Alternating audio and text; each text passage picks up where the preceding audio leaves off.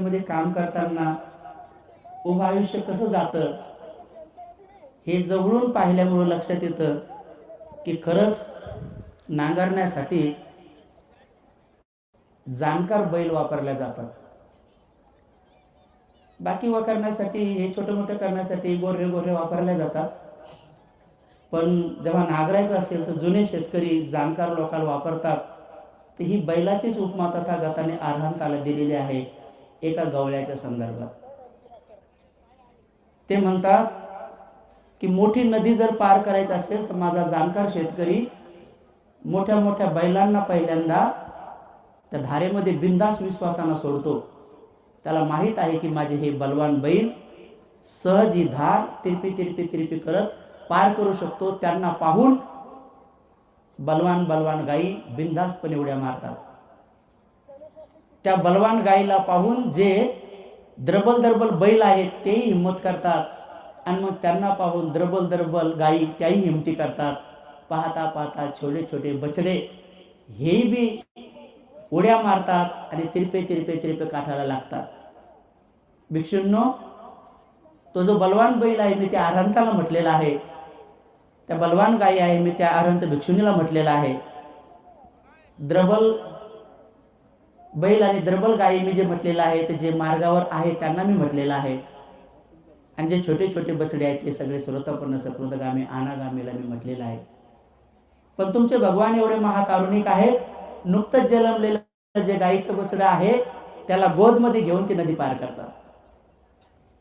इतक्या सुंदर सुंदर उपमा आहेत. ह्या सगळ्या महान महान लोकांच्या सोबत राहण्याची संधी पूज्य बुद्धरखिता नावाचे भंतेजी जे बाबासाहेबांसोबत 6व्या संगीतेला होते, ज्यांना अनेक वेळेस मल्लिकार्जुन खरगे साहेब हेलिकॉप्टर घेण्यासाठी आले. ते कुटीच्या बाहेर येत नव्हते. पण डॉक्टर एस.पी. गायकवाड साहेब आले असं माहीत झालं तर 45 मिनिटं बाहेर येऊन बसत होते. मला त्यांच्या सहवासात राहण्याची, त्यांचे पाय दाबण्याची संधी भेटली. साक्षीदार आहे. म्हणून कधी कधी सामान्य जीवन जगणाऱ्या व्यक्तीला सुद्धा भिक्षू लोक त्यांच्यातल्या काही गोष्टी जाणतात, काही गोष्टी ओळखतात. तुम्ही लोक कधी कधी बघता फिरल्यानंतर लक्षात येतं की हा आणि पुण्यवान लोकांना हा सहवास लागतो. प्रज्ञानंद भंतेजी बाबासाहेबांच्या दीक्षेमध्ये सर्वात लहान भंतेजी. कधी मी त्यांना भेटायला जायचो, अनेक वेळेस त्यांच्या भेटी झाल्या. ते गेल्याबरोबर एकच प्रश्न नेहमी विचारायचे कि बाबा साहब को दीक्षा देते समय जो फोटो है इसमें से मैं कौन सा हो, नेहमी विचारायचे. मी म्हणलं भंतेजी मैंने कितनी बार बोला है कि आप ये फिर भी पूछते हो. अच्छा पूछा है क्या? एकच विचारायचे मैं कौन सा हो. त्यांना हे सांगायचं इतका आनंद वाटायचा की त्या बाबाच्या दीक्षेत मी होतो. त्यांना सांगायचं होतं की मी भिक्षू होतो तरी बाबासाहेब महान होते. हे किती भिक्षूंनी कबूल केलेलं आहे की गृहस्थी लोकांमध्ये सुद्धा महानता महत्ता असते. चिवराचा सन्मान ठेवण्याची परंपरा ही तथागतांनी राजा लोकांना घालून दिलेली आहे. ते राजे तसे होते. म्हणून त्यांचे पाय दाबल्यानंतर ते हळूच पाहत राहायचे की ही संधी कशी भेटली. तेच गोयंका गुरुजीला जेव्हा वाटं लावायला बरेच लोक गेले तर याच रेल्वे स्टेशनवर डॉक्टर साहेबांच्या खिशामध्ये गोयंका गुरुजीने पैसे टाकले.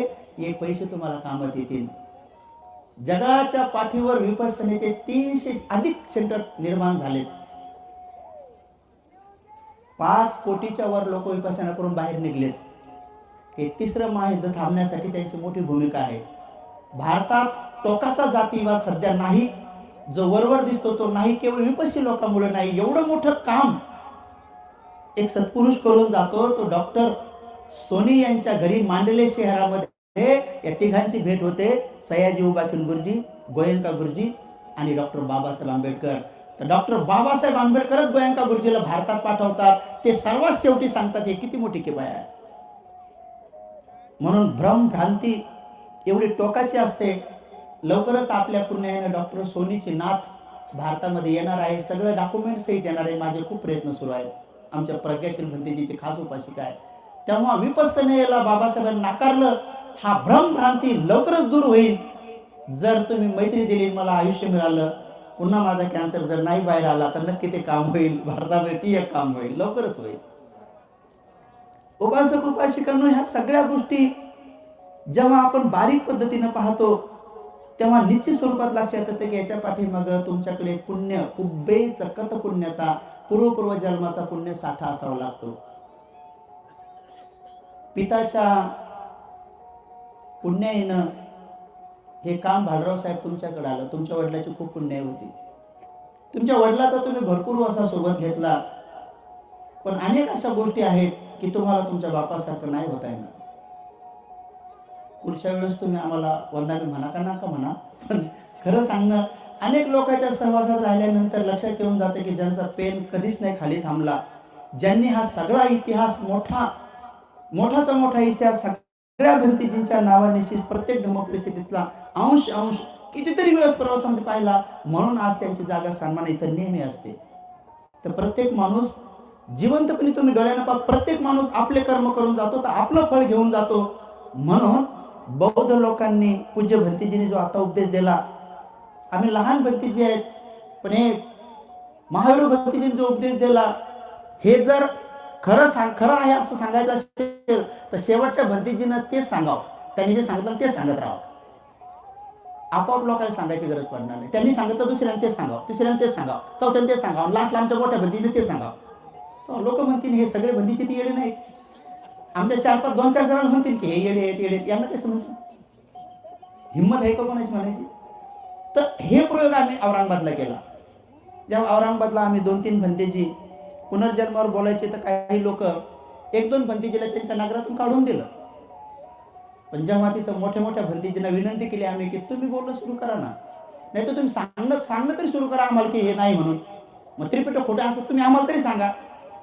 तर मग त्यांनी सांगणं सुरू केलं. आता लोक मानायला लागले.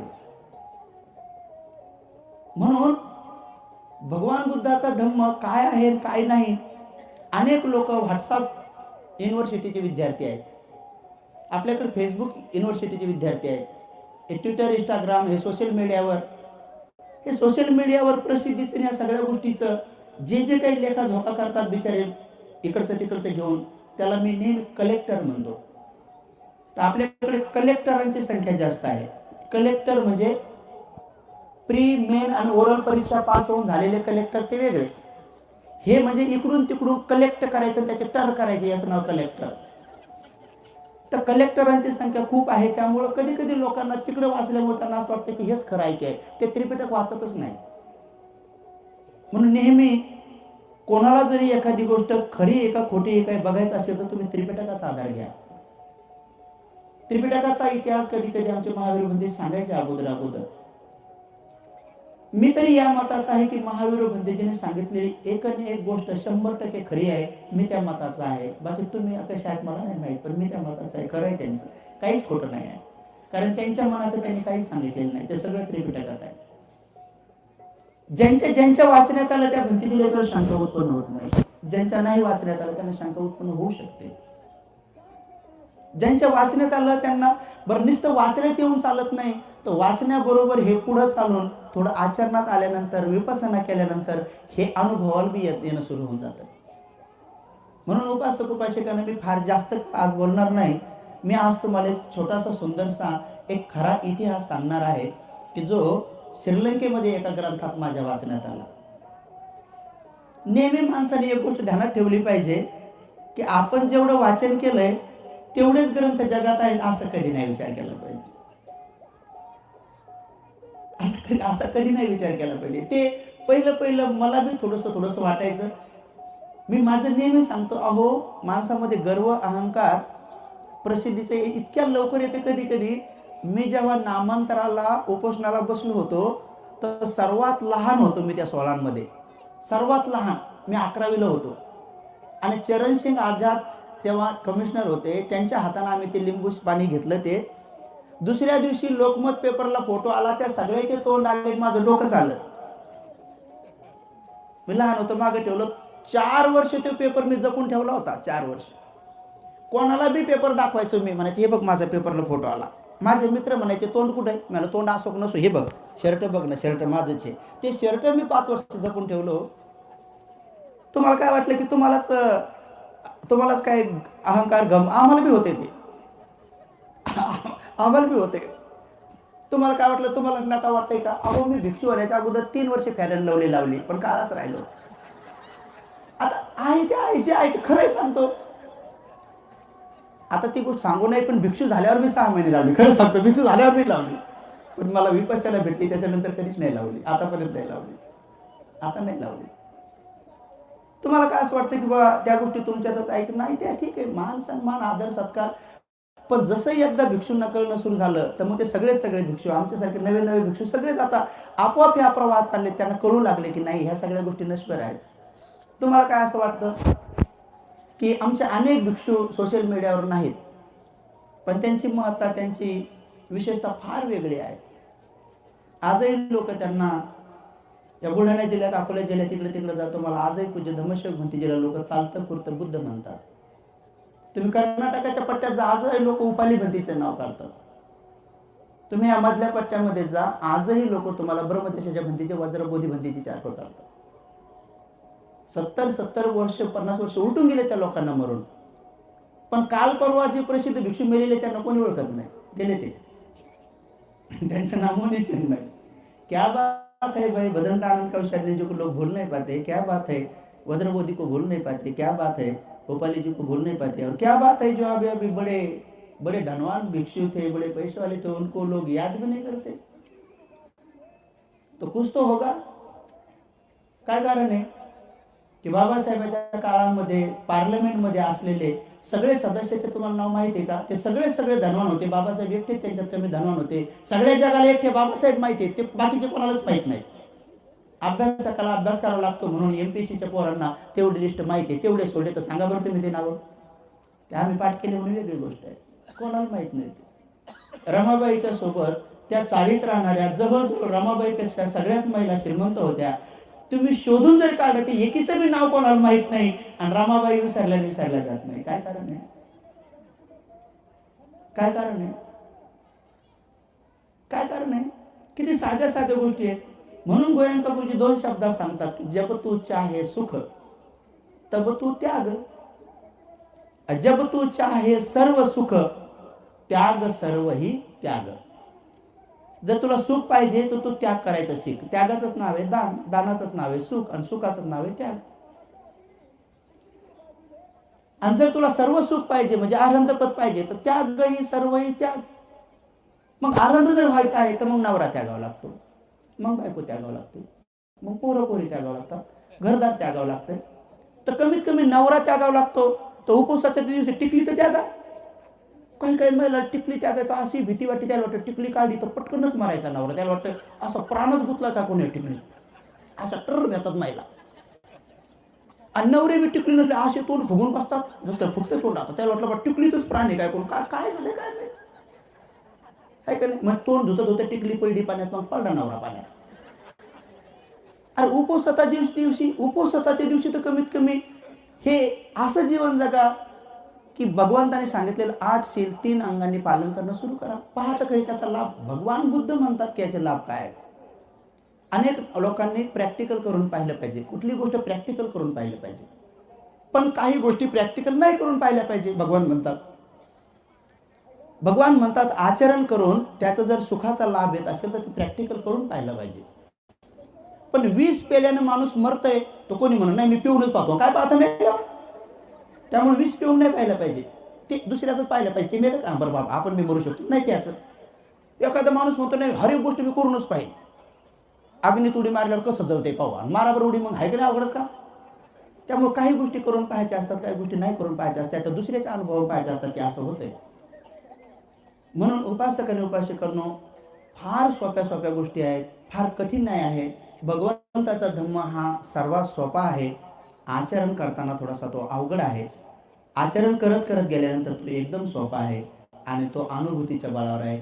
इथंच तुम्हाला डोळ्यानं पाहण्यासारखं आहे, प्रत्येकाने तो पाहिला पाहिजे, आणि प्रत्येकाला तो पाहता येतो। काय नसतं, आपण मेल्यानंतर जेवढे बी लोक स्वतःसाठी जीवन थोडंसं जगतात ते लोक मेले तर 6-7 दिवस घरात त्यांची चर्चा होते। 1 महिन्यानंतर त्यांना लोक विसरणं सुरू होतात, डायरेक्ट 1 वर्षात 2-3 वर्ष लोक करतात, त्याच्यानंतर लोक त्यांना विसरून जातात। म्हणून आपल्या घरात पंजोबाचे फोटो नाहीत। आपला पंजोबा कसा दिसत होता हे कोणालाच माहित नाही। पंजोबा कसा होता, आपल्या पंजोबाचं नाक सरळ होतं का बसकं होतं, का कसं होतं काहीच माहीत नाही. पंजोबाचे फोटो कोणाच्या घरात नाहीत. ज्यांच्या ब्लड रिलेशनमध्ये आपण जन्माला आलो त्यांचं काहीच नामोनिशाण माहीत नाही. तर आपण अंदाज बघा ना, आपण मेल्यानंतर आपल्याला कोण ठेवणार आहे? आपला हा सगळा खटाटोप कशासाठी सुरू आहे? कोणासाठी सुरू आहे? म्हणून तुम्हाला परमार्थ माहिती आहे का? परमार्थाचा अर्थ काय? भगवंताने परमार्थाचा अर्थ सांगितलाय की धम्म आचरण करण्यात सर्वात मोठा स्वार्थ, त्याचंच नाव आहे परमार्थ. स्वार्थ असला पाहिजे माणसाला आचरण करण्याचा, की मैं पुण्य कमावूंगा, मैं पुण्य कमावूंगी. पुण्य कमावण्याचा स्वार्थ असला पाहिजे. हा, सगळ्याचं मीच घेईन ते नाही स्वार्थ, तो ती लालसा झाली, ते लोभ झाला. पुण्य करण्याचा स्वार्थ, धडपड खटपट असली पाहिजे, त्याच्यात परमार्थ म्हणतात. परमार्थ आहे तो. पुण्य करण्याचा माणसाला स्वार्थ असला पाहिजे. आणि माणसाने प्रत्येक गोष्ट कुशल कर्म सत्कर्म प्रॅक्टिकल करून पाहिले, त्याचं आचरण करून पाहिलं, तर ती अनुभूती अवश्य कोणातरी सांगितली पाहिजे, की जेणेकरून एखादा माणूस जर तसा बनला तर निश्चित स्वरूपात त्याला देखील त्या दुःखातून बाहेर पडता येईल. भगवान बुद्धाचा धम्म हा दुःखातून बाहेर पडण्यासाठीच आहे. पण अनेक लोकांना न समजल्यामुळं अनेक लोक ते आचरण करता करता दुःख बनवत जातात, न समजल्यामुळं. आता काल परवा मी एका ठिकाणी सांगितलं की लोकांना दुःख स्वतःहून विकत घ्यायला जास्त आवडत आहे. आता मला सांगा, भरपूर लोकांच्या घरी शून्यागार बनवलेले आहेत, टीव्ही घेतल्यात.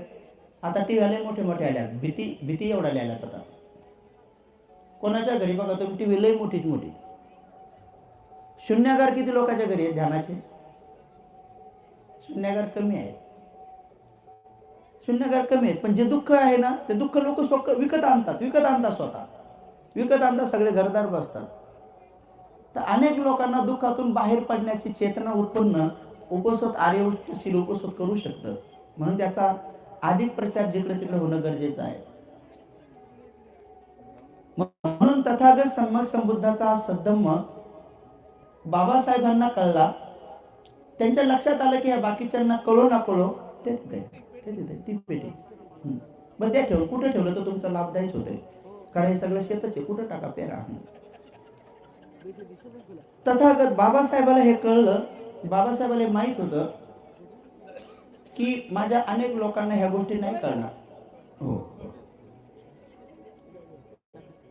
काय नाही, पेटीला हात लावला तरी चालेल. मग आता असं हात लावा, मग समजा जाते दान तुमचं. आता लावा हात, मग तेवढं तुम्हाला ते पेटीकडे पाहून जरा बरं वाटलं लागले ना, तर लावा मग समजा दान दिल्यासारखं लावा हात. मग नाही तर डबल एखादी असं टाका तिच्यावर.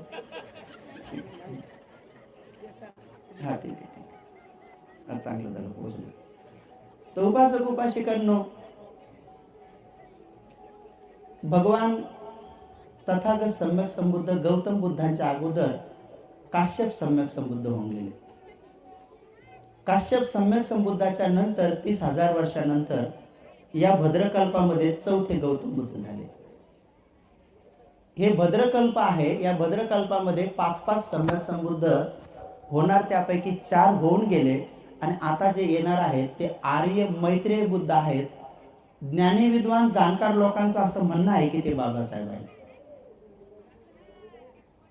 मग बाबासाहेबांच्या कुळात जन्मलेल्या लोकांनी किती खुश झालं पाहिजे, किती प्रसन्न झालं पाहिजे.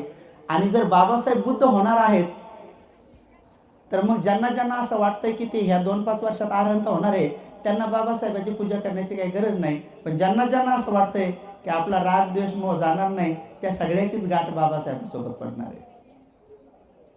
आणि म्हणून गोयंका गुरुजींनी बाबासाहेबाला खूप आदराचं स्थान दिलेलं आहे. आणि त्यांचा आदेश पाळून शेवटच्या कृतज्ञता सभेमध्ये मी स्वतः हजर होतो. माझ्या समोर मी तिथे हजर होतो. 10,000 लोकांनी ते ग्लोबल पेगोडा भरलेला होता. बाहेर 25,000 लोक बसलेले होते. एवढ्या समक्ष गोयंका गुरुजींनी घोषणा केली की जब मैं भारत में पहली बार आया तो मेरे बेटे मुझे एयरपोर्ट लेने आए, तो मेरे बेटों ने मुझे पिताश्री घर पर चलो ऐसा निमंत्रण दिया. मैंने सहर्ष स्वागत किया और उनके साथ चला गया. क्यों न जाऊं, आखिर उनका पिता हो. घर पर जाने के बाद उन्होंने मुझे शाम का भोजन खाने का प्रस्ताव रखा. मैंने स्वीकार किया, शाम का भोजन खाया. क्यों न खाऊं, आखिर उनका पिता हो. उन्होंने मेरे सामने तीसरा प्रस्ताव रखा. पिताश्री अपने बिजनेस बहुत अच्छे चल रहे हैं, आप अगर गवर्नमेंट को 2 शब्द देते हैं तो और बिजनेस आमदनी बढ़ेगी। मैंने तीसरा प्रस्ताव तुरंत ठुकरा दिया। मैंने कहा मैं भारत की यात्रा पर बिजनेस के सिलसिले में नहीं आया हूं, मैं भारत आया हूं बाबा साहब का सपना पूरा करने के लिए आया हूं। की मी ऐकले स्वतः, मी गुरुजीचं एकही प्रवचन सोडलं नाही। मी गुरुजीला 4 वेळेस समोरासमोर भेटलो, मला संधी भेटली त्यांना स्वेटर देण्याची, टोपी देण्याची, स्वागत देण्याची, धोती देण्याची, त्यांनी अंगावर पण घातली, संधी मला भेटली। मी लिहीन कधीतरी पुस्तक, त्याच्यात येणे सगळे साक्षीदार आहेत, जे लोकांच्या समोर गोष्टी घडल्या ते साक्षीदार आहेत, ते त्यांच्या समोर झाल्या त्या भेटी। तर पौराण मैंने तीसरा प्रस्ताव तुरंत ठुकरा दिया, कह दिया कि नहीं, मैं भारत में बाबा साहब का सपना पूरा करने के लिए आया हूं, क्योंकि बाबा साहब ने कहा है कि जब तक ये देश बुद्ध की शिक्षा में रंग नहीं जाता है तब तक इस देश का हल होने वाला नहीं। इसलिए मैंने पूर्व से लेकर पश्चिम तक, उत्तर से लेकर दक्षिण तक इतनी धर्म यात्रा की ताकि बाबा साहब का सपना पूरा हो, असं म्हटले गुरुजी। मला हेही माहित आहे, जरी तो विपस्सी आचार्य कोणी असतील, मला हेही माहित आहे की 2012 मध्ये किती आचार्य लोक त्या पदावरून काढले गुरुजीनं, मला तेही माहित आहे। आणि त्यानंतर गोयंका गुरुजीनं जिथं जिथं बाबासाहेबांवर प्रवचन दिलेत त्याच्यामध्ये कटछाट केली हेही मला माहित आहे, पण माझ्याकडे ओरिजिनल आहे। द्वितीय बुद्ध शासन नावाची जी कॅसेट गुरुजीने काढलेली आहे त्याच्यामध्ये बरीच कटछाट केलेली आहे। आचार्य लोक असतील तर ते बघा, ठीक आहे, ओरिजिनल ठेवलेले आहे आम्ही। दीक्षा के 50 साल पूरे हुए, हे पण तुम्ही बघा, तेव्हा तुमच्या लक्षात येईल की हे गुरुजीला कोण प्रश्न विचारले, गुरुजीने हे सविस्तर का सांगितलं। आणि म्हणून आता गवई साहेब घरी गेलेत, आता खन्नाजी आलेत, आता तुम्ही लक्षात घ्या की लवकरच एक ठराव पार्लमेंट मध्ये येणार आहे, जो की बोलून दाखवलाय त्यांनी, पण तो येईल। उत्तर प्रदेशाच्या निवडणुका झाल्यावर तो येईल। म्हणून गवई साहेबाच्या नंतर जे आता आले ती याचिका आहे तिथं, महाबोधीची पण आहे। महाबोधीची याचिका आमचे ससाई भंतेजीने टाकली, कुंभारे ताईन पण टाकली, तिकडून टाकली। आता खन्नाजी सुप्रीम कोर्टाचे जे सुप्रीम जज आहेत, म्हणजे बघा देशामध्ये सुप्रीम कोर्टाचे सुप्रीम जज उलटी गोष्ट बोलणं सुरू करतात। त्याच्यामध्ये काय आहे, त्यामध्ये त्यांनी स्पष्ट प्रश्न विचारलाय आता की हे महाबोधी महाविहार तर बौद्धांचा आहे, तर त्यांचा अट्टास काय माहिती का, बुद्ध विष्णूचा अवतार आहे, हे सुरू आहे सध्या। बुद्ध विष्णूचा अवतार आहे, त्यामुळे ते जे विहार आहे ते विष्णूच्या अवताराचा आहे, त्यामुळे ते महाबोधी महाविहार विष्णूचा अवतार म्हणून घेण्यासाठी सगळी पूर्ण तयारी सुरू आहे। आणि त्या तयारीमध्ये खन्नाने एक शब्द देऊन टाकलाय तुम्हाला, कोणता, याचिका कर्तावाल्याला सांगितले की लवकरच सिद्ध करा की बुद्ध विष्णूचा अवतार नाही, हे सिद्ध करा म्हणून सांगणं सुरू केलंय। याचिकावाल्याला विचारा तुम्ही जाऊन, ही उलटी स्टेटमेंट आहे, आता तुम्हाला उत्तर द्यावं लागणार आहे। तो क्या उत्तर देंगे हमारे सुलेखा ताई, काय उत्तर देतील आमचे ससाई भंतेजी। आता याच्यावर कोणी याचिका टाकू नाही लागले की हे सुप्रीम कोर्टाच्या सुप्रीम जजला विचारण्याचा अधिकार नाही, तुम्ही एकच का त्यांना विचारला की विष्णूचा अवतार हे सिद्ध करा म्हणून, ते काय म्हणतात विष्णूचा अवतार नाही हे सिद्ध करा। आता सगळ्या बौद्धांना मी विचारतो, साहित्यकांना विचारतो, सगळ्यांनाच विचारतो, जेवढी सगळ्यांची लिस्ट आहे आमच्याकडे, जे साहित्यिक आहेत, जे कवी आहेत, एका तरी कवीने, एका तरी साहित्यिकाला माहित होतं का की पुढे भविष्यात असं होईल म्हणून आपण ते काम करून टाकाव। ते काम गोयंका गुरुजीने केले, तो एक पुरावा तुम्हाला कोर्टात घेऊन जाता येतो। आणि तो पुरावा म्हणजे गोयंका गुरुजीने 2012ला सगळ्या शंकराचार्याची एक मीटिंग घेतली, सगळ्या शंकराचार्याची मीटिंग घेतली। सगळ्या शंकराचार्याला विचारलं की बताओ बुद्ध हे विष्णूचा अवतार आहे, हा खोटा आणि खोडसाळ प्रचार आहे, बाबासाहेब असं म्हणले, तर सांगा तुमचं काय म्हणणं आहे। आणि ती मीटिंग लगातार 24 घंटेपर्यंत चालली आणि अंतिम निर्णय ठरला की इथून पुढे भगवान बुद्धाला, बुद्ध हे विष्णूचा अवतार आहे, हे जेवढ्या गोरखपूर मधून ज्या प्रश्न निघतील तिथं लिहायचं नाही, करार झाला। आणि त्या करारावर 4 शंकराचार्यांपैकी 3 शंकराचार्याच्या सह्या आहेत आणि तो करार आपल्याकडे आहे। आता तुम्हाला कोर्टात ते पुरवण्यात येईल। किसी को नहीं याद आया का ऐसा होने वाला है, याला म्हणतात गोयंको, यांना दूरदृष्टी, त्यांना कळलं की असं होणार आहे। अब मुझे नहीं पता की गुरुजीची ती स्टेटमेंट आता गव्हर्नमेंट सुप्रीम कोर्ट मान्य करतं ना करतं ते नाही माहित आता मला, पण आहे तो पुरावा, ते गुरुजीनं काम केलेलं आहे. ती पत्रिका छापली पण होती, तुम्ही जपून ठेवली ना ठेवली माहित नाही, माझ्याकडे आहे. म्हणून उपासक उपासिकांना कोणाच्या संदर्भात बी समजा कधी विपස්සनेच्या संदर्भात, गुरुजीच्या संदर्भात, कोणा संदर्भात फार मोठं काम करणारे लोक आहेत तिथं, फार मोठं बौद्ध धर्माच्या प्रति समर्पण. जगातले 20वे नंबरचे श्रीमंत होते, पण त्यांनी आपला हिस्सा घेतला नाही. संपूर्ण जीवन त्यांनी बौद्ध धर्माच्या प्रचार प्रसारासाठी लावलं. अनेक जणांचं मत होतं की ते ग्रहस्थ आहे, आम्ही कसं जावं, भिक्षूंचं मत होतं. गुरुजी गेल्यानंतर अनेक जणांचं मत होतं की त्यांची पत्नी आचार्य झाली, त्यांचं काही योगदान आहे. जेव्हा गोयंका गुरुजीला फॉरेनमध्ये विपස්සनासाठी जायचं होतं, तेव्हा फॉरेनच्या पहिल्या शिबिरामध्ये त्यांना अनुभव आला की फॉरेनच्या जेवढ्या बी पोरी आहे सत्यपठाणामध्ये किंवा शिबिरामध्ये येऊन गुरुजीला 10 मिनिटाच्या प्रश्न उत्तरामध्ये म्हणायचे की ध्यानामध्ये मला माझा पुनर्जन्म दिसला, 6व्या जन्मात तुम्ही माझे पती आहात, असं गुरुजीला सांगणं सुरू केलं. गुरुजीला खूप मोठा प्रश्न झाला कि अरे मैं भारत में तो ठीक है, लेकिन मैं यूरोप कंट्री में ये धर्म नहीं फैला सकता हूँ. कैसा फैलाऊंगा, क्योंकि 2 लड़की के बाद तीसरी लड़की या चौथी लड़की मुझे पूछ रही है कि तुम मेरे इस जन्म के पति है, इस जन्म के प्रिय करे, मुझे दिख रहा है, अब क्या करो. तेव्हा गुरुजीने ते पत्र त्यांच्या आईला लिहिलं. माँ, ये ऐसी समस्या है. तो उत्तर आला, बेटा तू चिंता मत कर, तेरे समस्या का हल कल ही हो जाएगा. कोण केलं हे काम? गोयंका गुरुजीची आई सावतराय त्यांच्या गोदमध्ये दिलं होतं त्यांना. गोयंका गुरुजीला 2 आई होत्या, घरातच राहत होते, घर अलग अलग नव्हतं. तेव्हा त्या आईनं तुरंत गोयंका गुरुजीची पत्नी इलायची देवी यांना बोलवलं आणि समोर हात केला आणि म्हणे, बेटी मुझे वचन दे. बनिया लोकांमध्ये वचन ही फार मोठी गोष्ट आहे. मारवाड्यामध्ये आपल्यामध्ये पण परंपरा होती, ही बौद्धिक परंपरा आहे. वचन घेण्याची परंपरा तथागतांची सुरू आहे. ही भिशीची परंपरा तथागताची आहे. ही चिठ्ठ्या टाकण्याची परंपरा तथागताची आहे. हे सगळ्या आपल्या परंपरा आहेत. वचन दे म्हणल्यानंतर इलायची देवी घाबरल्या, म्हणे माँ मुझसे कुछ गलती हुई क्या, बताओ. नहीं बेटी तुझसे गलती नहीं, लेकिन वचन दे पहिला.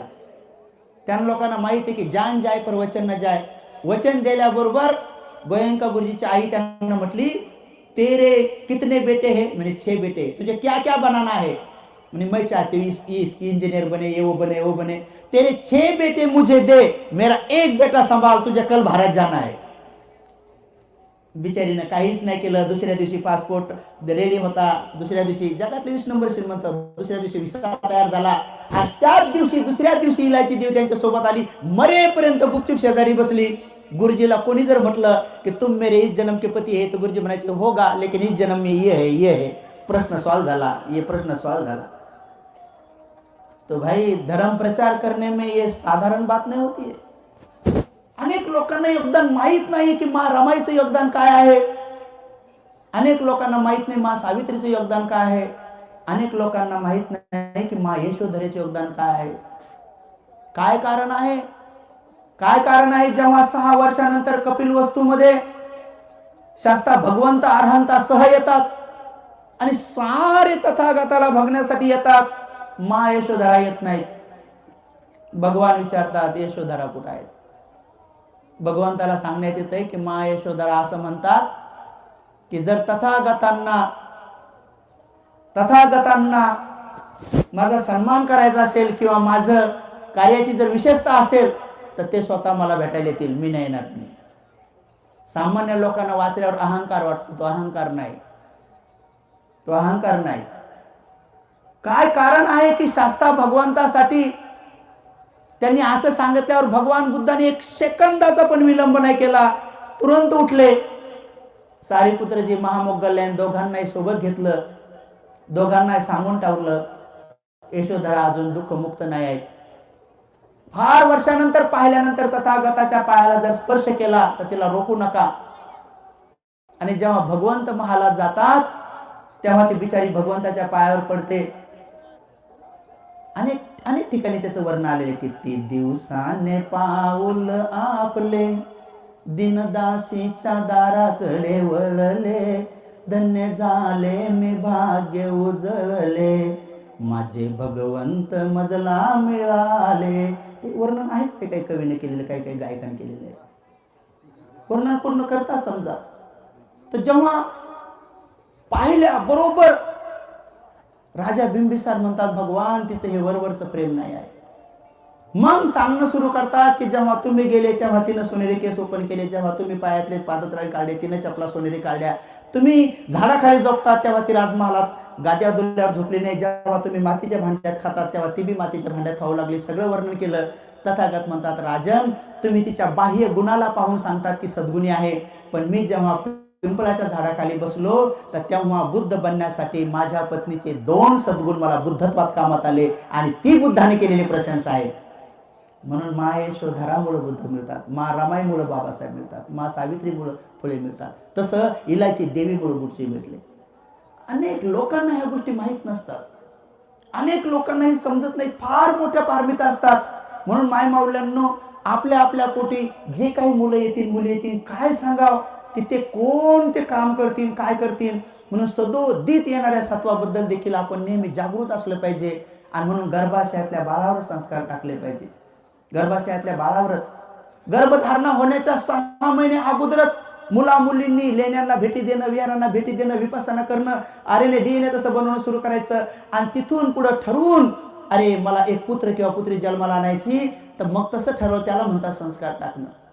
आणि मग ते बाळ घोषित येता क्षणी 3 महिन्याच्या आत गर्भ सुरक्षा विधी, 3 महिन्यापासून 9 महिन्यापर्यंत गर्भ संस्कार विधी, हे सगळं विधी सांगितलेला आहे. मग बघा ते बाळ कसे जन्माला येतात, ती विधी सांगितलेली. आपल्याकडे तसे संस्कार नाही.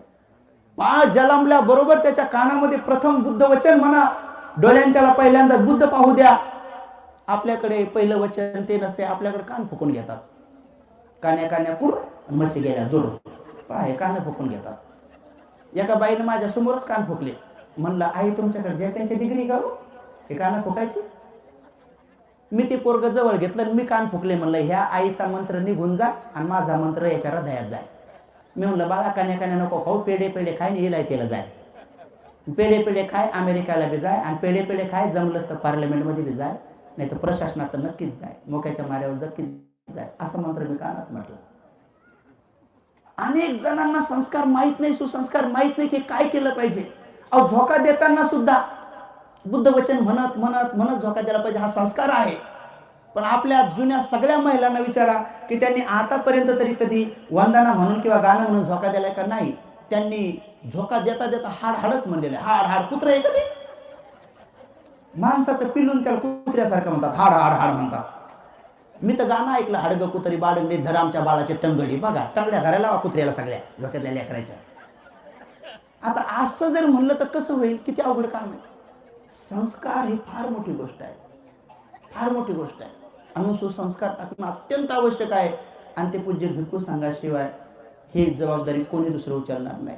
म्हणून या गौतम बुद्धांच्या अगोदर जेवढे बी काही अगोदर 3 सम्यक संबुद्ध होऊन गेले, त्यांचा कालावधीमध्ये काही लाख लाख कल्पाचा होऊन गेलेला आहे. पण काश्यप बुद्धांच्या आणि गौतम बुद्धाच्या मध्ये फक्त 30,000 वर्षाचा कालावधी आहे. 30,000. बुद्ध कोण आहे नावाचा ग्रंथ गुरु भंतेजी किरीबत गोड ज्ञानानंदजी महास्तवीर यांनी खूप सुंदर वर्णन केले. सगळं कल्प सांगितले त्यांनी, सगळे सांगितले. आणि सगळ्या कल्पातलं दीपंकर सम्यक संबुद्धापासून तर गौतम बुद्धापर्यंत सगळं सांगितले की बुद्धाची आणि बोधिसत्वाची कशी भेट झाली, यांचं नाव काय होतं, हे कोणत्या भावात होते, कोणत्या कुळात होते, देवलोकात होते का नागलोकात होते, कक्ष काय काय होते, सगळं सांगितलेलं आहे. सगळं सुंदर ग्रंथ आहे तो. त्रिपिटकामध्येच वर्णन आहे, त्यांनी फक्त संकलित केलंय. तर जेव्हा ते काश्यप सम्यक संबुद्ध होते तेव्हा या देशाची जडणघडण याला तेव्हा पण जम्बूद्वीपच म्हणत होते. जम्बूद्वीप हे महागोविंद सुत्तामध्ये वर्णन आलेलं आहे की जम्बूद्वीपाचे जेव्हा महागोविंद राजा होते तेव्हा भगवान पुढे म्हणतात की तो महागोविंद राजा मीच होतो. तेव्हा आपले भगवान एका जन्मामध्ये महागोविंद राजा पण होते. तेव्हा जम्बूद्वीपाचे त्यांनी 7 प्रदेश बनवले होते.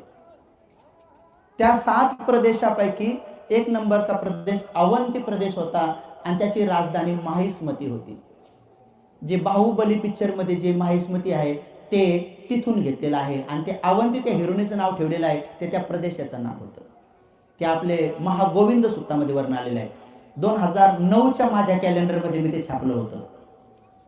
2009-10चं कॅलेंडर बघा, त्याच्यात आहे, त्याच्यात छापलं होतं मी महागोविंद सुत्त. महागोविंद सुत्त हे त्रिपिटकातलं आहे. त्यानंतर तिथं 3 नंबरचा जो प्रदेश होता तो 3 नंबरचा प्रदेश, मी मधले 2-3 सांगितलं नाही, आता डायरेक्ट 3 नंबरचा जो प्रदेश होता त्या 3 नंबरचा प्रदेशाचं नाव होतं आस्वक प्रदेश. आणि त्याची राजधानी होती पोतन, म्हणजे आजचं पैठण. आणि आता मी इतिहास सांगणं सुरू करतो, जे की आपण ज्या भूमीत आहे, बावरी नगर ज्याला म्हणतो, तो इतिहास मी तुम्हाला सांगणं सुरू करतो की तो खरा इतिहास काय आहे. तर ते महाकाश्यप बुद्धाच्या काळामध्ये जेव्हा या जम्बूद्वीप फार मोठं कन्याकुमारी, नेहमी कन्याकुमारीच आहे, तिथून पलकड नाही, नेहमी आहे. इकडे मात्र पसरलेला आहे, पार अफगाणिस्तान, पाकिस्तान, बांगला, तिबेट पर्यंत आहे, थाई पर्यंत आहे, म्यानमार पर्यंत आहे, सुवर्णभूमीमध्ये सगळं इथपर्यंत आहे जम्बूद्वीपाचा प्रदेश पूर्ण. याचा कालावधी मी सांगितलेला आहे की याचं उत्खनन कसं होतंय, समुद्रा ठिकाणी, डोंगर ठिकाणी कसे होतात, हे परफेक्ट सांगितलेलं आहे. इव्हन देवता लोकांबद्दल अनेक लोकांना जे शंका आहे, तर देवता लोक काय आहे याचं त्रिपिटकात सुंदर वर्णन आहे. एक आमची भिक्षुणी आहे, ती अभिधम्म सांगणार, ती सविस्तर बी सांगणं सुरू केलेली आहे. अनेक भिक्षू बी पहिले सांगत होते, पण अनेक लोकांना समजत नव्हतं. पण त्रिपिटक ज्यांनी ग्रंथ वाचलेला आहे, अवश्य भिक्षू, मला वाटतं आमचे हर्षबोधीपंथीचा खूप अभ्यास या संदर्भामध्ये.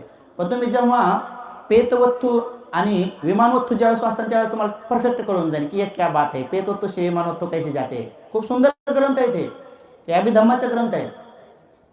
आता एखाद्याने नाही वाचले, एखाद्याला नाही कळलं, त्याला काय करावं, त्याला कसं सांगावं. तर करून फोडून सोपं करून सांगता येतं. मी जरा काही उदाहरणं नवीन देतो, तर ते लोकांना समजण्यासाठी देतो की जेणेकरून लोकांना थोडं चटकन समजावे, पटकन समजता येतं.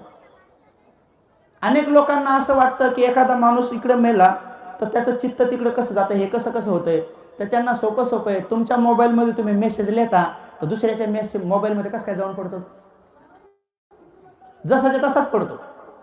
तुम्ही जसा मेसेज लिहिला तसाच पडतो. तुम्ही जर विचारलं ना भोजन काय केलं, तर त्याच्या बी मोबाईलमध्ये तसंच जाते, भोजन काय केलं. असं नाही होत की तुम्ही लिहिलंय भोजन काय केलं आणि तिकडे असं नाही होत की तुझ्या नाकावर बुक्का मारू का, असं नाही येतच नाही, होतच नाही, तसं काहीच होत नाही.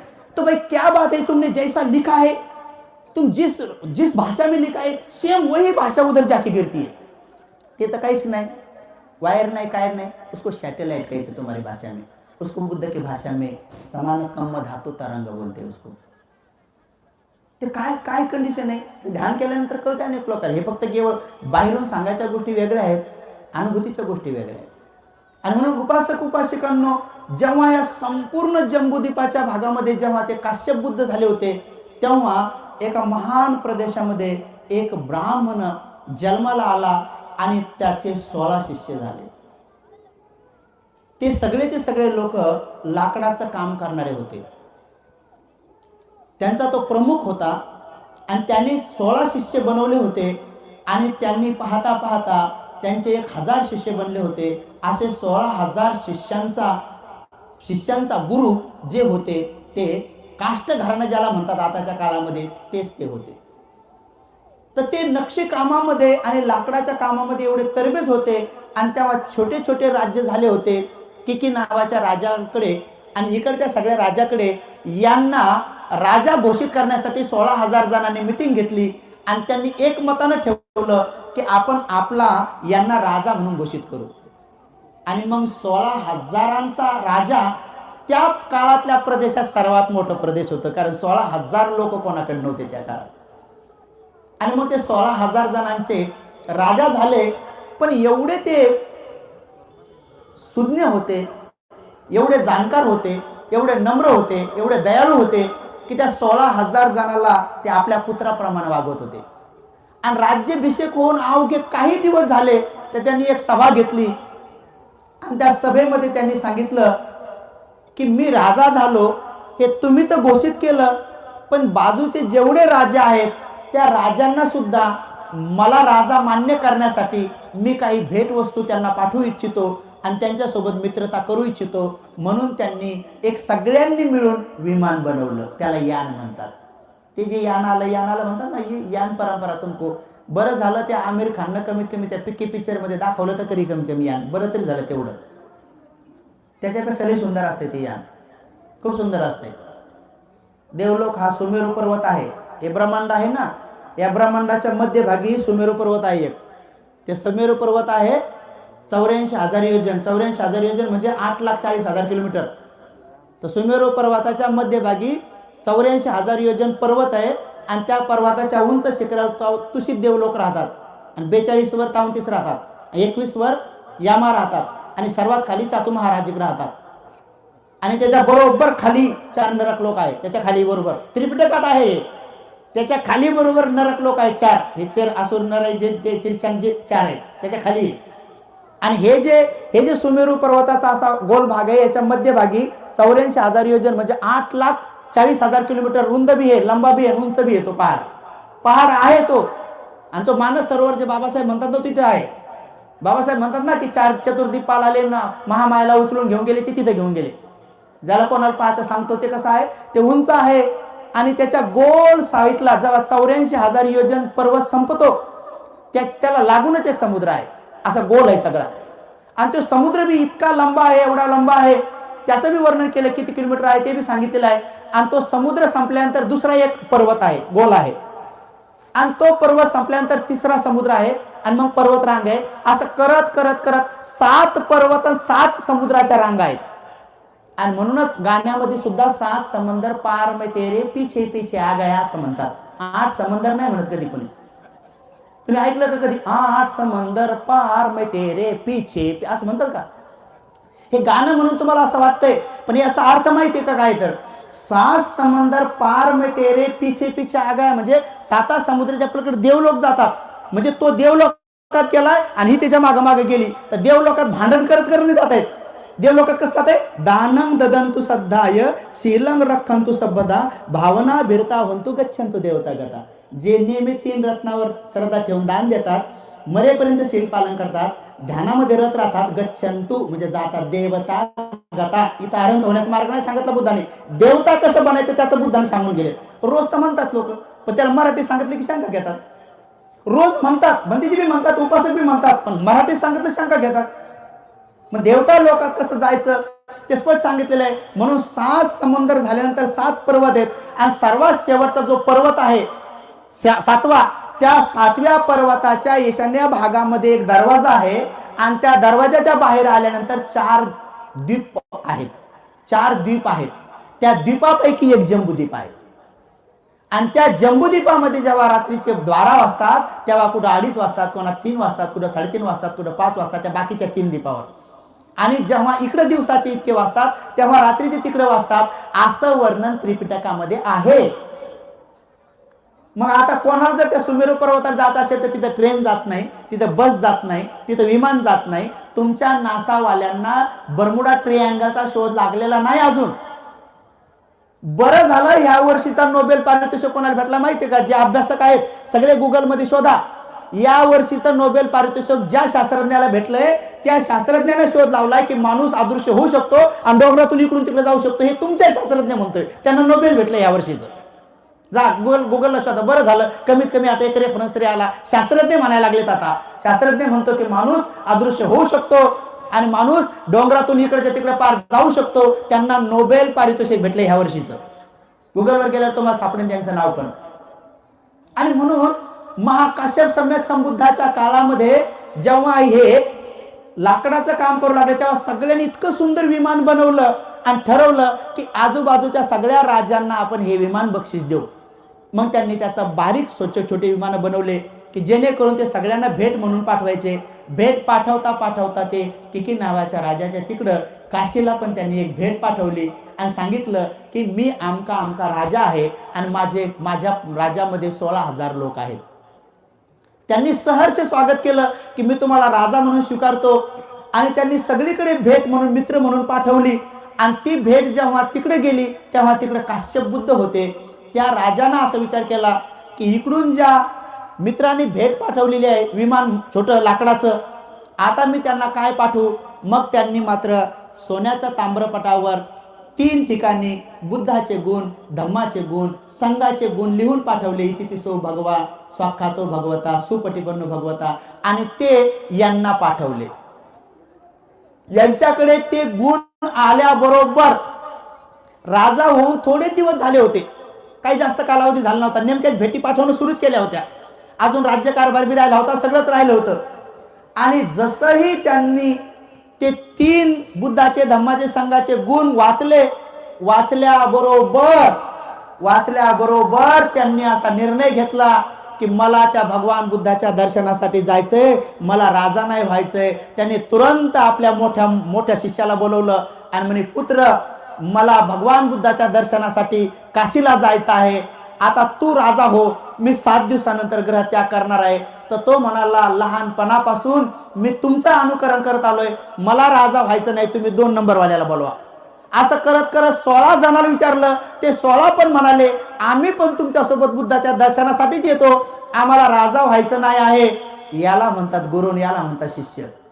आपल्याकडे कितीतरी शिष्य वाट पाहून येत, आमचे गुरु कधी मरतात, म्हणजे आमच्या नावावर कधी कधी होते. लय जण आहेत, तुम्ही जर नाव विचारलं नाव बी सांगेल मी, मला काय सांगताय तुम्ही. हुके आली तर सांगून टाकतो काय, हां हुके आली तर काय सांगून टाकतो. बऱ्याच जणांना वाटते, पण गुरु मारणार थोडी नाही. परत गुरु लय जणांना वाटते गुरु बरोबर, बऱ्याच जणांना वाटते, म्हणून आम्ही गुरुच झालो नाही. म्हणलं बाबा जाऊ द्या, गुरु मरा वाटतंय ते लय अवघड काय. म्हणून जेव्हा 16 जण तयार नाही, तेव्हा 16,000 जणांची एक सभा बोलवली आणि 16,000 जणांना विचारलं की आम्ही 16चे 16 जण काशीला सम्यक संबुद्ध उत्पन्न झालेले आहेत, काश्यप नावाचे बुद्ध आहेत आणि आम्ही त्यांच्या दर्शनासाठी चाललो.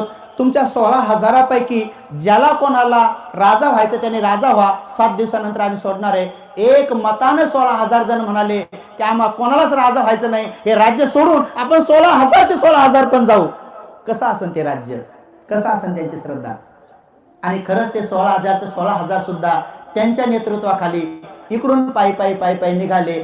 काशीला जाईपर्यंत धरकोच धर्मुकाम गेले आणि काशीला गेल्याबरोबर ते दरवाजा बंद होता, दरवाजा खोलल्यावर प्रसन्न चित्ताने जेव्हा ते आत गेले, तेव्हा त्यांना निरोप मिळाला की सम्यक संबुद्धांनी महापरिनिर्वाण स्वीकारून 15 दिवस 1 महिना होऊन गेलाय आणि सम्यक संबुद्धांनी महापरिनिर्वाण स्वीकारलेलं आहे. तेव्हा ते खूप रडू लागले, जसा रडू लागले आणि ते त्या राजाकडे गेले आणि म्हणे, मित्र तुझ्या संदेशामुळं मी त्या बुद्धाच्या दर्शनासाठी आलो, पण मला भगवान बुद्धाचं दर्शन नाही झालं, भगवंताचं महापरिनिर्वाण झालं. तर तेव्हा त्यांचे 16,000 आणि ते 16 शिष्य म्हणाले की मग एक काम करा, पुन्हा वापस चला, तुम्ही राजा तर आहेच आहे, आपण पुन्हा न्यायानं राज्य करू. तेव्हा ते प्रमुख म्हणाले की मला वापस जायचं नाही, माझ्या भगवान बुद्धाने महापरिनिर्वाण झाल्यावर शेवटचा काही संदेश दिला असेल तो संदेशाचं स्मरण करून मला इथंच राहायचं आहे, तुम्हाला कोणाला जायचं असेल जा. ते 16 बी म्हणे आम्हाला जायचं नाही आणि ते 16,000 बी म्हणे की आम्हाला पण जायचं नाही. पुन्हा ते इकडे वापस आले नाही. त्या राजांनी त्या काशीच्या बाजूलाच एक नगर बसवलं आणि या 16,000 जणांना तिथं ठेवलं, कारण की तिथं भगवान बुद्धाचा महाचैत्य बनवला होता, ज्याच्यात भगवंताच्या अस्थी ठेवल्या होत्या. आणि शेवटच्या श्वासापर्यंत त्या 16च्या 16 शिष्यांनी, त्या 16,000 जणांनी त्या चैत्याची सेवा केली आणि त्या चैत्याची सेवा करत करतच ते सगळे काशीला मरण पावले. म्हणून काशी हिंदूचंच ठिकाण नसून हे आमच्या महाकाश्यपांची महाचैत्य भूमी आहे.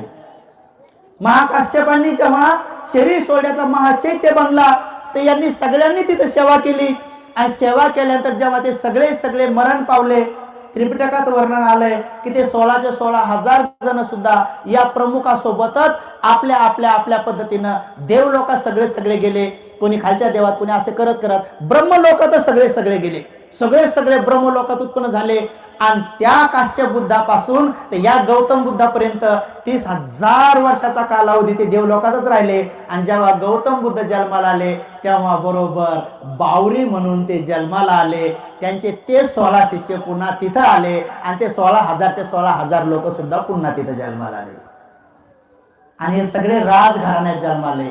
आता प्रसेनजित राजाच्या काळामध्ये यांची भेट झाली आणि मग यांचा मुख्य व्यवसाय होता की आपल्या भाषेमध्ये चारिका करणे, पूर्वपासून पश्चिम आणि उत्तरपासून दक्षिण हे चारिका करायचे आणि वर्षभर जेवढं दान जमा झालं तर एकदाच वर्षात ते यज्ञ करायचे.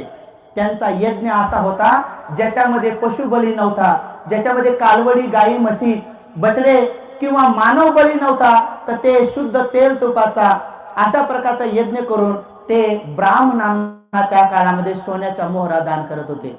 आणि म्हणून त्यांनी यज्ञ करत करत जेव्हा त्यांचं 100वे वर्ष वय होतं तर 100वे वर्ष वय होतं म्हणून त्यांनी महाराष्ट्र प्रदेशामध्ये शेवटचा यज्ञ करायचं ठरवलं होतं. आणि म्हणून राजा प्रसेनजितांनी त्यांना एक आश्रम बनवून दिला. तो आश्रम रुंदीला 25 किलोमीटर होता, लांबीला 50 किलोमीटर होता आणि तो पोतन राजधानीमध्ये बनवला होता. जे आज पैठणचं धरण आहे तर तेच त्यांचा आश्रम होता, जे तुमचा आश्रम, तुमचा इतिहास पाण्याखाली घातला. म्हणून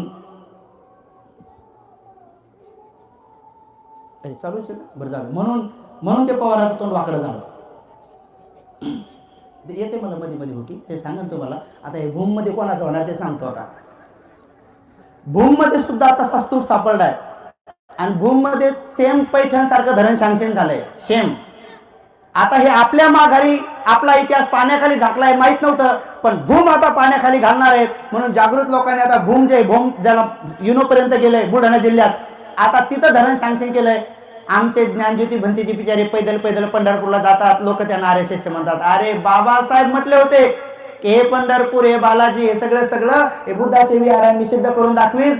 म्हणून भंतेजी जात होते. तर इथल्या गव्हर्नमेंटनं सगळे मंदिर दिले सोडून पंढरपूरला सर्वात जास्त धन सँक्शन केलं, आणि चांदीचे पिल्लर बसवले, तुमची चक्र आत दाबून टाकले, तुमचं छत दाबून टाकलं. भंतेजीच्या यात्रामुळे घाबरले आणि तुमच्या इतिहास दाबून टाकलाय पंढरपूरला. मी अगोदर बी गेलो, नंतर बी गेलो.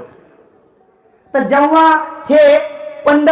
जेव्हा यांना शेवटचा यज्ञ करण्यासाठी महाराष्ट्र प्रदेशामध्ये पोतन राजधानीमध्ये जेव्हा त्यांना आश्रम बनवून दिला, तर तो आश्रम 25 किलोमीटर रुंद, 50 किलोमीटर लांब होता.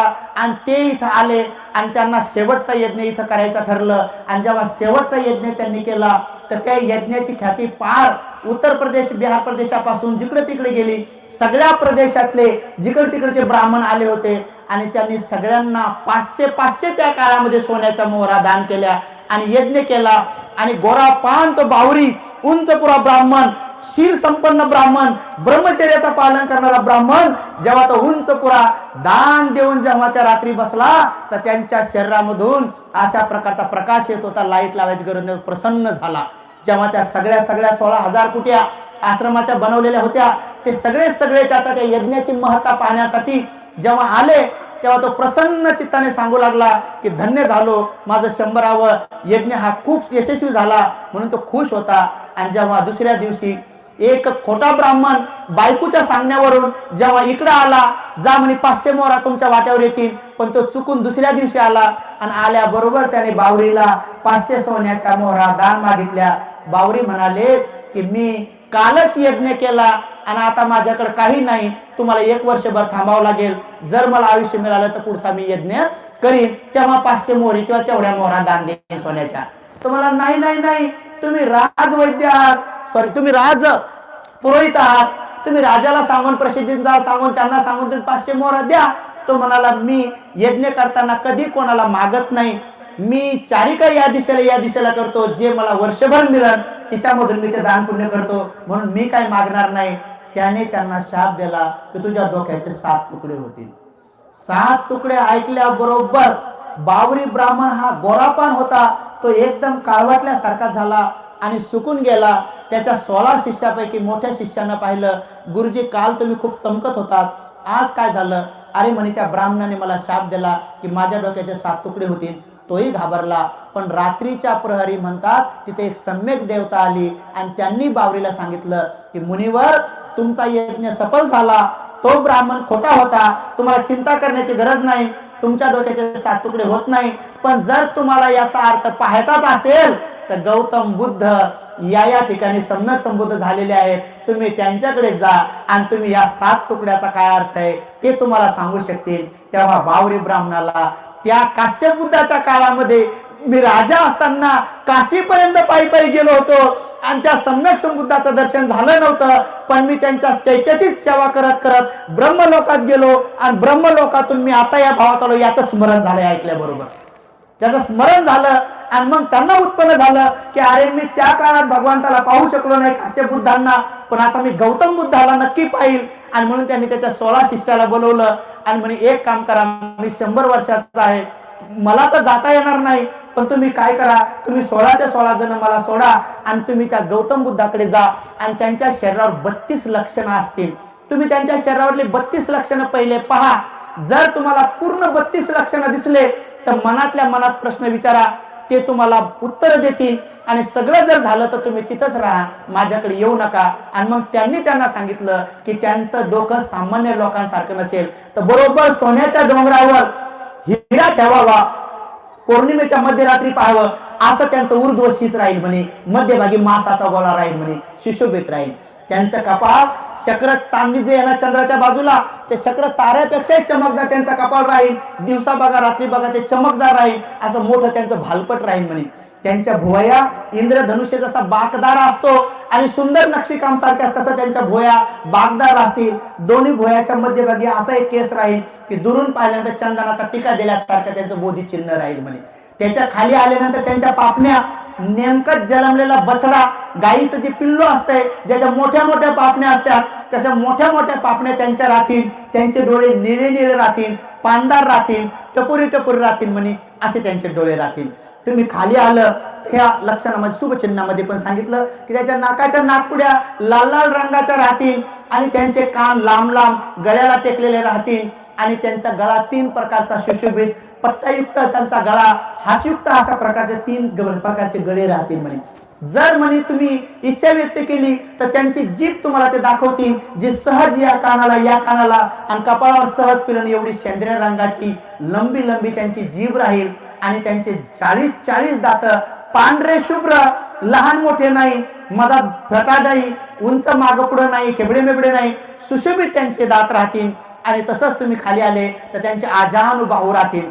त्यांचे दोन्ही खांदे हे गोलाकार मासानं भरलेले राहतील. पाठीचा दांड पूर्ण मासाचा भरलेला राहील आणि त्यांचे हात टोंगल्याच्या खाली येतील, याला आजानुबाहू म्हणतात. त्यांचे आजानुबाहू राहतील म्हणे. त्यांचे हात ते सुंदर सुंदर लांब लांब राहतील. त्यांचे 5ही बोट सेम राहतील, मागं पुढे राहणार नाही. आणि दोन्ही बोटाच्या मध्ये झिनासा राजहंसाच्या पायाला कसा पडदा आहे इकडून तिकडून दिसत तसा पडदा राहील म्हणे. त्यांचे हात गुल्प हात म्हणजे मासानं भरलेले, जसे छत्री म्हणतो ना आपण, जे मशरूमचं चिन्ह असते, मशरूम उगवत बघा, तर कसे ते गोलाकार, तसं त्यांच्या हातावर मासाचा गोलाकार राहील, पायावर पण मासाचा गोलाकार राहील. त्यांना म्हणतात चक्कवलंकित रतसुपादो लखन मंडित आयत पन्नी चामर छत म्हणजे चमड्याचं छत्र, चामर छत सुभाषित पादो ऐसा ही तुय पिता नरसिंहो. माता यशोधरा राहुलाला आपल्या पतीचं त्याच्या बापाचं वर्णन करताना सांगते की जा सुशोभित ज्यांच्या मोठ्या मोठ्या टाचा आहेत बघ, चक्क वलंकित, तुझ्या बापाच्या पायावर चक्र आहे, वलंकित चक्क वलंकित रक्तसुपादो, रक्तासारखे पाय आहेत, लखन मंडित लक्षणाने सुशोभित असे पाय आहे तुझ्या पिताचे, लखन मंडित आयत पन्नी चामर छत्त चमड्याचं छत्र असलेलं, सुशोभित पादो असे पाय आहेत, ऐसही तुय असे तुझे पिता नरसिंह नरामध्ये बसलेले, सगळ्या भिक्खूमध्ये बसलेले नरसिंह सिंहाप्रमाणे जे आहेत, त्यांची कमर लहान आहे, छाती रुंद आहे, असे तुझे पिता आहेत. आता एखाद्या बाईला आपल्या नवऱ्याचं वर्णन आता करायचं असलं तर कसं करावं तसं पाहिजे की नाही. आता कसं सांगावं, जे चपट्या नाकाचा असा बुक्क्या उघडतोय, दाता बाहेर येतोय, तो बापे असं सांगावं, कसं सांगावं आहे का नाही, असं लुचू घेतोय, मला दन हाणतोय, असं कसं वर्णन करावं. ते वर्णन माता यशोधरेने केलं सुंदर, ते पूर्ण 32 सांगणार नाही. आणि मग ते सांगितलं की खाली आल्यानंतर त्यांचे 3 प्रकारचे पोट राहतील, बेंबीच्या वरचा पूर्ण हा पट्टा राहील, खाली सुशोभित 2 पोट राहतील, छाती रुंद राहील, कमर बारीक राहील, शहामृगाप्रमाणे त्यांच्या मांड्या आधी राहतील. आणि सारं वर्णन सांगितलं. 31 लक्षणं दिसले तर थांबू नका, वापस या. 30 दिसले तर थांबू नका, वापस या. 32 दिसले तर मग मात्र तुम्ही प्रश्न विचारा. आणि त्या सगळ्या शिष्यांना त्यांनी पाठवून दिलं. सगळे शिष्य त्यांचे पायी घरपोच धर्मुकाम गेले. भगवंताला हे सगळं अगोदरच माहित होतं. भगवंत सगळ्या भिक्षूंना उपदेश देत होते. हे 16च्या 16 जण तिथे गेले. गेल्यानंतर यांना कमी वेळेच्या आत भगवंताचे 30 लक्षणं दिसले. 30 लक्षणं दिसले. भगवंतांनी त्यांचं पाहिलं की यांना काय लाभ होणार आहे. महाकारुणिकांना जसं एखाद्या गंगेला बहाड यावी तसं भगवंताला महाकरुणेची बहाड आली. आणि भगवंतांचे आपले 2 लक्षणं सुद्धा त्यांना दाखवले. जेव्हा 32 लक्षणं परिपूर्ण त्यांना दिसले तेव्हा ते सगळे खुश होऊन मनातल्या मनात त्यांनी प्रश्न विचारला की आमच्या गुरुचं नाव काय आहे. तेव्हा भगवंतांनी सगळ्या समक्ष सांगितलं की तुमच्या गुरुचं नाव बावरी ब्राह्मण आहे. आमच्या गुरुचा रंग कसा आहे, तर तेव्हा त्यांनी सांगितलं तुमच्या गुरुचा वर्ण सुवर्ण वर्ण आहे, सोन्यापेक्षाही सुशोभित रंग आहे. आमच्या गुरुचं वय किती आहे, तुमचा गुरु पूर्ण शतक पूर्ण झालेला आहे. आमच्या गुरुचा मुख्य व्यवसाय काय आहे, तुमच्या गुरुचा मुख्य व्यवसाय प्राण्यांचा बळी न देता यज्ञ करणे हा आहे. आणि नुकताच महाराष्ट्र प्रदेशामध्ये तुमच्या गुरुचा यज्ञ झालेला आहे. आमचा गुरु कसा आहे, तर माता पितापेक्षाही दयाळू स्वभावाचा आहे. हे सगळ्या प्रश्नाची उत्तरे भेटल्यानंतर त्यांनी तुरंत शरण गेले.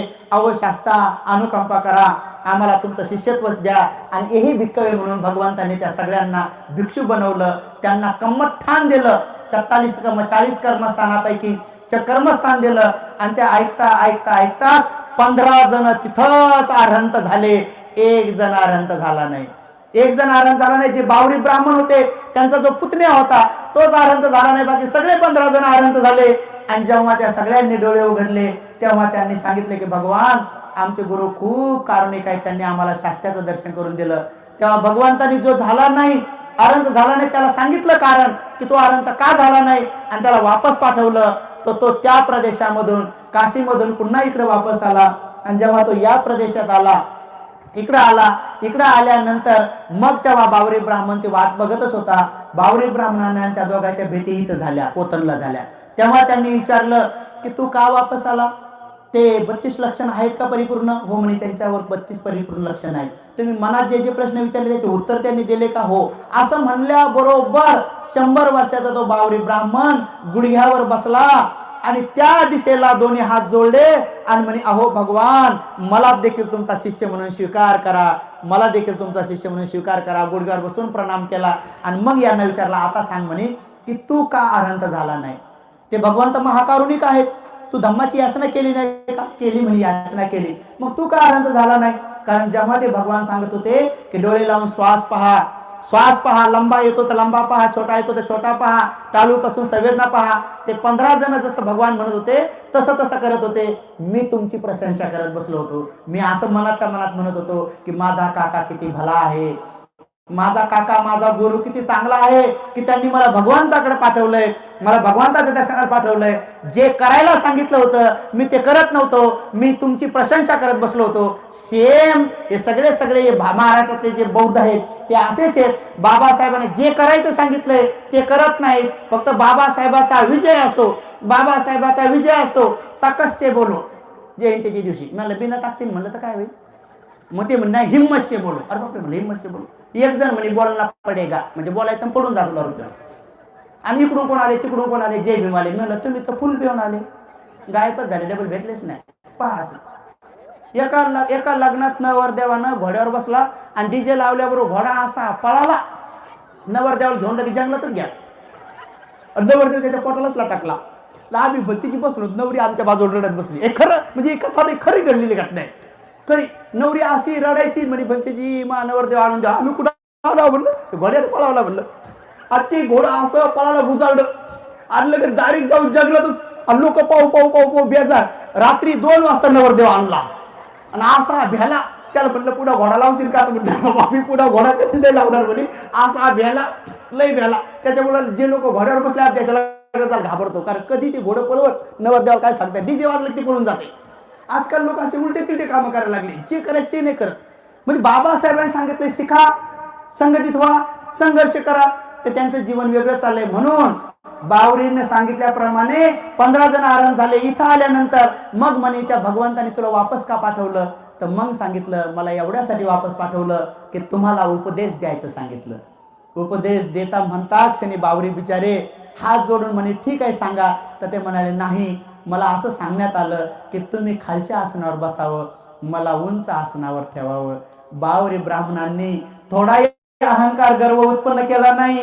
त्या क्षणी त्यांनी तयारी दर्शवली की तुम्ही उंच आसनावर बसा, कारण भगवंताचं वचन तुम्ही सांगणार आहेत.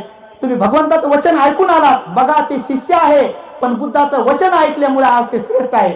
म्हणून त्यांना उंच आसन टाकलं. बावरी ब्राह्मण खालच्या आसनावर बसले, तेव्हाच ते श्रोतापन्न झाले. बघा, अहंकार गर्व गेल्याबरोबर श्रोतापन्न झाले आणि उपदेश ऐकता दोघंच्या दोघं इथं आरंभ झाले. दोघं हे पोतनला, पैठणला आरंभ झाले. आणि मग या पैठणला आरंभ झाल्यानंतर त्र्यंबकेश्वरापासून ते गोदाक नदीच्या काठावर जेवढे बी बिचारे आज हिंदू धर्माच्या ताब्यात मंदिर आहेत, हे सगळे आपल्या महाबोधी विहारासारखेच आहेत. हे सगळे बुद्ध विहार आहेत. हे त्र्यंबकेश्वरचं आहे, हे औंढा नागनाथचं आहे, हे परळीचं आहे, हे बालाजीचं आहे, हे पंढरपूरचं आहे. हे सारे बौद्ध विहार आहेत. केवळ महाबोधी महाविहारच नाही तर सगळे 84,000 हे गोदाकाठी बनवलेले हे राम मंदिर, जे काळा राम मंदिर आहे, दुसरं तिसरं काही नसून ते बौद्ध विहार आहे. म्हणून बाबासाहेब तिथं का गेले होते? बाबासाहेबांना माहित होतं की आज ना उद्या उद्या ना परवा हा इतिहास लोक शोधून काढतील आणि म्हणून उपासक उपासिकांनो हा नेहमी भांडणाचा विषय होईल. म्हणून या गोदावरीच्या काठावर जेवढे जेवढे काय ते सगळे सगळे अरहंत भिक्षूंनी त्या काळातल्या उपासकांना श्रोतापन्न सकृतगामी अनागामी बनवण्यासाठी भगवंताच्या धातू अरहंताच्या धातू तिथं तिथं आणून तिथे विहार बनवले होते. आणि म्हणून जिकडं तिकडं उत्खनन केलं तर तुम्हाला ते जिकडं तिकडं सापडणं सुरू होतील. आणि म्हणून तोच हा पट्टा जो भाग आहे इथं डॉक्टर साहेबाला जे ही पुण्याई उत्पन्न झाली निश्चित स्वरूपामध्ये काश्यप बुद्धाच्या काळामध्ये काय होते माहीत नाही, सांगता येत. आम्ही अरहंत तर नव्हतो, पण निश्चित स्वरूपामध्ये हा धागा तिथं असू शकतो. कारण ज्यांना ही चेतना उत्पन्न होती तर चित्त चेतसिक रूप निर्वाण या अभिधम्माचा भाग आहे. तो कधीतरी नंतर मुळाव्याला जर वेळ भेटला तर ते तुम्ही सांगण्याचा प्रयत्न करेन. निश्चित स्वरूपामध्ये उपासक उपासिकांनो काहीतरी पुण्य असेल, काहीतरी पुण्य साठा असेल, मोठ्या भंतेजीच्या छत्रछायेखाली येण्याचं काहीतरी कारण असेल. उपगुप्त भंतेजी सुद्धा तिथं आजूबाजूला भाडराव साहेब असतील किंवा तुम्ही सगळे, म्हणजे कोणाचं नाव घेत नाही, तुमचं नाव घेतलं नाही तर तुम्ही ओळखून घ्यायचं. तुम्ही सगळे आपण सगळे भंतेजी सगळे कुठं ना कुठं काही ना काही कसे ना कसे त्या पुण्यामध्ये आपण असो. म्हणूनच आपण बाबासाहेबांच्या कुळात जन्मलो. म्हणून निश्चित स्वरूपामध्ये आपण या सगळ्या इतिहासाला जाणा. आणि सगळ्या इतिहासाला जे लोक इतिहास जाणत नाहीत ते लोक इतिहास घडवू शकत नाहीत. म्हणून बाबासाहेब जे वारंवार म्हटले तर बाबासाहेबांची तीच अंतिम इच्छा होती की माझ्या लोकांनी या देशाचं नेतृत्व करावं. आणि म्हणून भगवान बुद्धाच्या काळामध्ये सगळ्यात पुढे अरहंत कोण झाला अगोदर तर सगळे ब्राह्मण झाले. भगवंताच्या काळात सर्वात अगोदर जर अरहंत झाले असतील तर ब्राह्मण झाले. ते 5 जण जे होते ते ब्राह्मण होते. 5 जणांचे होते ब्राह्मण होते. यश ब्राह्मण होता. यशचे 55 मित्र सुद्धा ब्राह्मण होते. उर्वेल काश्यप, नदी काश्यप, गया काश्यप ब्राह्मण होते. हे सगळे 61 जण सारीपुत्रजी महामोगल्यांचे ब्राह्मण होते. महाकाश्यपजी ब्राह्मण होते. तर भगवंताच्या काळामध्ये ब्राह्मण हे आघाडीवर होते आणि बाकीचे बिचारे पिछाडीवर होते. पण द्वितीय बुद्ध शासनामध्ये बाबासाहेबांनी तुम्हाला आघाडीवर आणलेला आहे. ब्राह्मण सर्वात शेवटी बौद्ध बनणार आहे. तिथं ब्राह्मण सर्वात शेवटी बनणार आहेत. तर हे द्वितीय बुद्ध शासन बडा अच्छा आहे. आणि म्हणून आमच्या भिक्षूंची आणि तुमची सगळ्यांची जिम्मेदारी जरा मोठी आहे. हे लहानसा जिम्मेदारी नाही आहे. हे कुठं बी कसं बी काही बी नाही आहे. खूप मोठी जबाबदारी आहे. त्यामुळे बौद्ध धर्माचा प्रचार आणि प्रसारक बनणं ही खूप मोठी गोष्ट आहे. पण ते जे नेहमी सांगतात की तिकडे त्यांचे झाडं झुडपं कुत्रे मात्र ते बी प्रचार करतात. कुठं झाड दिसलं नुसतं चोळीचा बांगड्या जर लटकावल्या, चोळीचा खण लटकावला तर लोक तिथे येऊन दर्शन करतात. माणसाची गरज नाही. कुत्र्याच्या अंगावर दिसते हळद टाकलीत लोक खंडोबा म्हणून त्याला पुजतात. तिथे माणसाची गरज नाही. कुठे एखाद्या दगडात शेंदूर लावलं लोक तिथे येतात. पण बौद्ध धर्माचा प्रचार हा माणसाशिवाय आणि प्रशिक्षित भिक्षूशिवाय होऊ शकत नाही. आणि म्हणून आपण प्रशिक्षित भिक्षू निर्माण करण्याचं काम केलं पाहिजे. आणि म्हणून ते पोतनच्या भागामध्येच, पैठणच्या भागामध्येच मी आता काल परवा पाहिलं तर तिथं जे रोहिला गड आहे, मी जी जमीन घेतली 7.5 एकर जमीन, तिथून अवघ्या 12 किलोमीटर अंतरावर रोहिला गड नावाचं गाव आहे. तिथं 2 मजली लेणी आहे.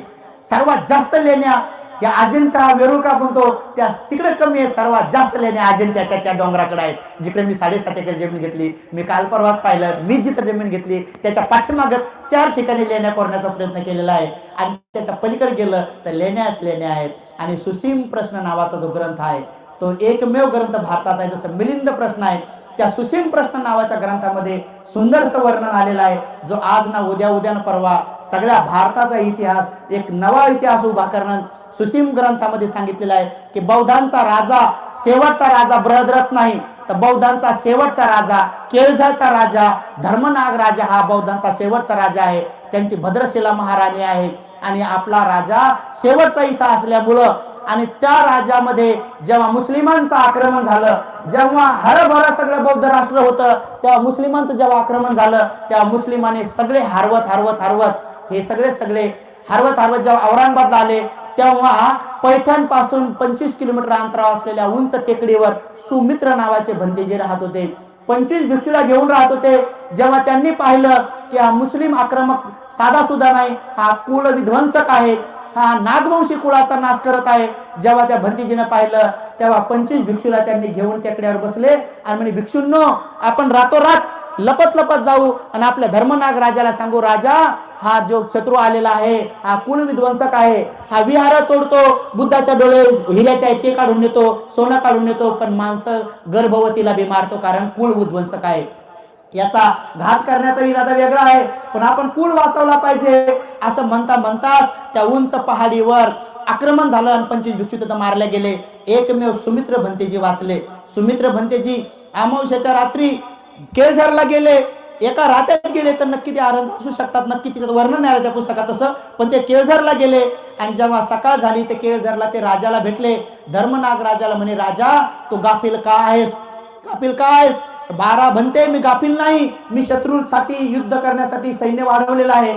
ते म्हणे तू युद्ध करू नको, कारण तू जर युद्ध करशील तर शत्रू खूप भयान आहे आणि तो नागवंशी लोकांना गर्भाशयातल्या बाळाला बी मारू लागलेला आहे. मग भंते मी काय करू सांगा? तर मी सांगतो तू एक काम कर, तू युद्ध करू नको. मग म्हणाल भंते माझी श्रद्धा बघा. मग केळझरच्या मध्यभागी ते भंतेजी वर्णन करतात पुढं की केळझरच्या मध्यभागी एक विहीर आहे.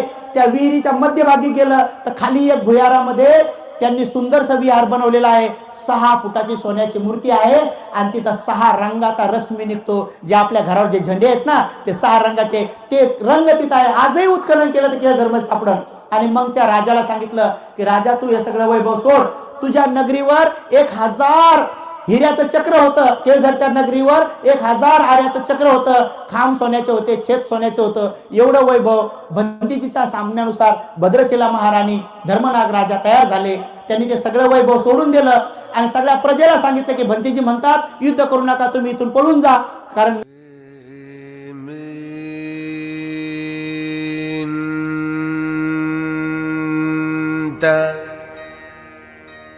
चक्रवाले